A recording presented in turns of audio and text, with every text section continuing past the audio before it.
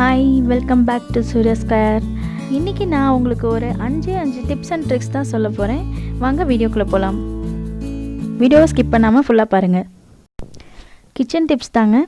First one, உங்களோட mixie ஜாரில் இருக்க பிளேட் வந்துட்டு ஷார்ப்பாக இல்லாத மாதிரி நீங்கள் ஃபீல் பண்ணிங்கன்னா, இப்போ ரொம்ப நாள் ஆயிருக்கும் இல்லையா வாங்கினதுக்கப்புறம், அப்போ வந்துட்டு நீங்கள் ஒரு கொஞ்சமாக கல்லுப்பு போட்டுட்டு அதை மிக்ஸியை ஒரு தடவை சுற்ற விட்டுட்டு அப்புறமா எடுத்து பார்த்தீங்கன்னா அடுத்த தடவை அரைக்கும்போது உங்களுக்கு கொஞ்சம் பெட்டராக இருக்கும்.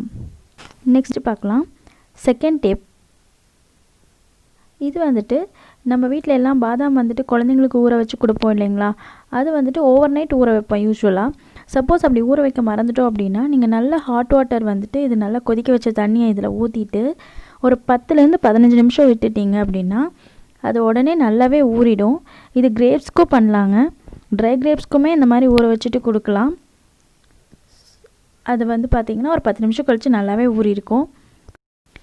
பாதாம் வந்துட்டு பார்த்திங்கன்னா அது நல்லா ஈஸியாக நம்மளுக்கு அந்த ஸ்கின்னை ரிமூவ் பண்ணுறதுக்கு ஈஸியாக இருக்கும்.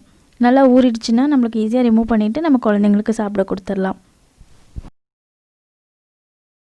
தேர்ட் ஒன், இப்போ வந்துட்டு நம்ம குக்கரில் விசில் வந்ததுக்கப்புறமா இப்போ எமர்ஜென்சி ஏதாவது நீங்கள் அர்ஜென்ட்டாக வேணும்னு சொல்லிட்டு இந்த மாதிரி ஓப்பன் பண்ணுவீங்க இல்லையா, இந்த மாதிரி விசில் தூக்கி விடவே கூடாதுங்க. அது ரொம்ப ரொம்ப தப்பு. நீங்கள் இதை எப்போவுமே பண்ணாதீங்க.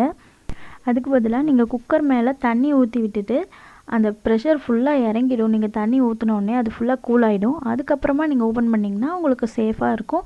ஃபோர்த் டிப் என்னென்னு பார்த்துட்டிங்கன்னா, இப்போ நம்ம வீட்டில் நெய்யெல்லாம் காய்ச்சும் போது அந்த பாத்திரத்தை வந்து க்ளீன் பண்ணுறது ஒரு பெரிய பிரச்சனையாக இருக்கும் இல்லைங்களா, அதுக்கு வந்துட்டு நீங்கள் ஹாட் வாட்டர் ஊற்றிட்டு நீங்கள் க்ளீன் பண்ணிங்கன்னா ரொம்பவே ஈஸியாக இருக்கும். ப்ளஸ் அந்த பிசுப்பெல்லாம் ஈஸியாகவே ரிமூவ் ஆகிடும்.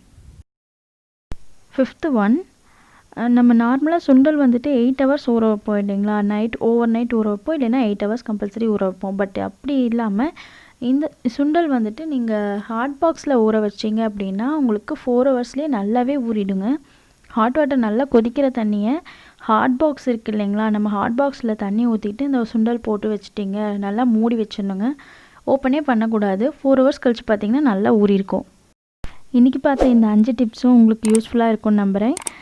வீடியோ பிடிச்சிருந்தால் லைக் பண்ணுங்கள், சப்ஸ்கிரைப் பண்ணாதவங்க சப்ஸ்கிரைப் பண்ணுங்கள். தேங்க்ஸ் ஃபார் வாட்சிங்.